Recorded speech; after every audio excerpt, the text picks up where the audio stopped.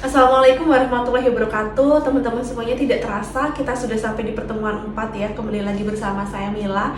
Untuk pertemuan keempat ini kita akan membahas mengenai pengajuan Al-Quran di Yayasan Amal Online Mandiri. Nah, teman-teman bisa dipelajari, sudah kami sajikan juga datanya untuk jumlah pengajuan Al-Quran di tahun 2022 sampai sekarang itu adalah 66.735 mushaf. Dan untuk jumlah lembaga yang mengajukan ke Yayasan Amal Online Mandiri yaitu 247 mushaf Al-Quran. Dan setiap harinya data tersebut itu bisa bertambah teman-teman relawan, karena setiap harinya juga kita membuka untuk pengajuan mushaf Al-Quran. Kemudian untuk jumlah data yang sudah terverifikasi yaitu ada 64.338 mushaf Al-Quran. Dan jumlah lembaga yang sudah kami verifikasi juga itu ada 231. Nah, kemudian Mbak Mila, apa sih bedanya total pengajuan sama yang sudah diverifikasi? Untuk yang sudah diverifikasi itu jadi dari lembaga kami sudah melakukan kontak ke yayasan yang mengajukan. Artinya dari yayasan yang mengajukan itu sudah melengkapi data-datanya sehingga bisa kami terima, seperti itu ya.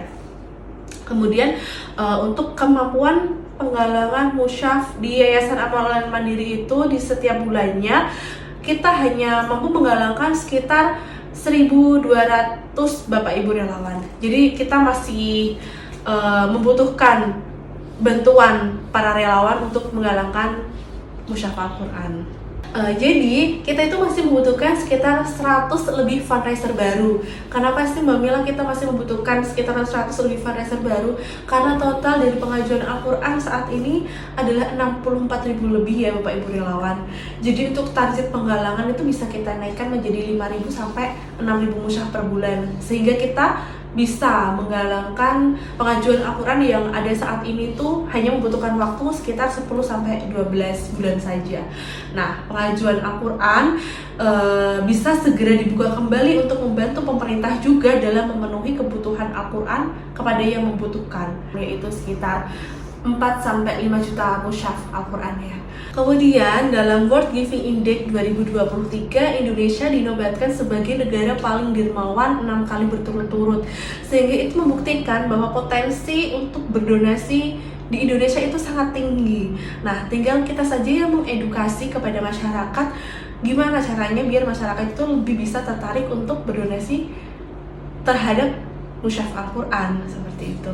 Kemudian benefit utama kita untuk menjadi fundraiser, yang pertama itu kita membantu pondok pesantren dan juga santri yang membutuhkan Al-Quran untuk dipelajari dan juga dihafalkan. Yang kedua itu meningkatkan kesadaran kaum muslimin dalam bersedekah dan membantu sesama.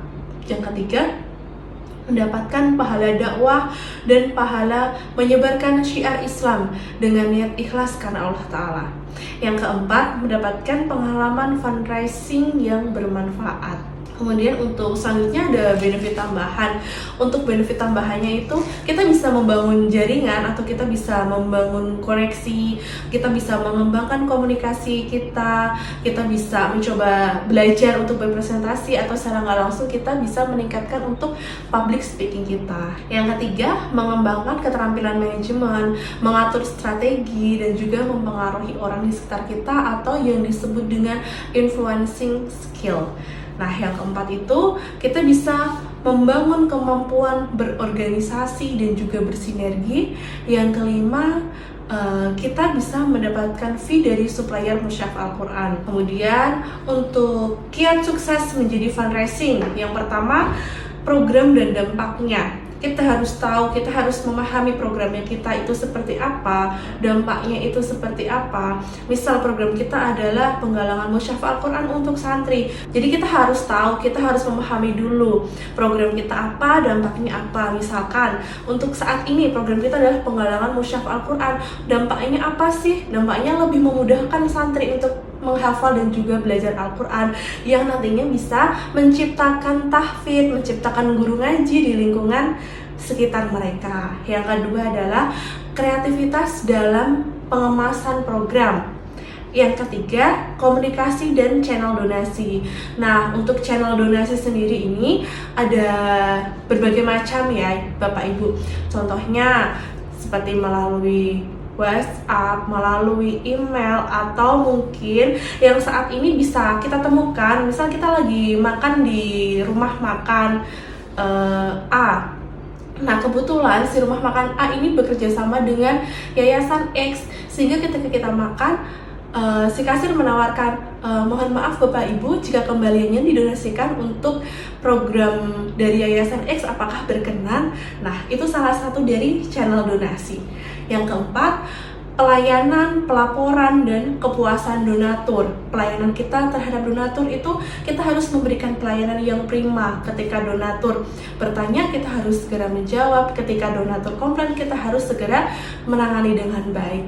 Yang kelima, berdoa dan tawakal kepada Allah Subhanahu wa Ta'ala. Baik Bapak Ibu relawan, alhamdulillah akhirnya kita sudah sampai di penghujung materi 4 pada hari ini. Kami melampirkan tugas, yaitu tuliskan alasan Anda mengapa memilih menjadi fundraiser di Yayasan Amal Online Mandiri. Semoga dengan tugas ini bisa membangkitkan, bisa menambah motivasi Bapak atau Ibu untuk menjadi fundraiser di Yayasan Amal Online Mandiri. Baik, terima kasih. Sampai jumpa di pertemuan kelima, insya Allah ya Bapak Ibu. Wassalamualaikum warahmatullahi wabarakatuh.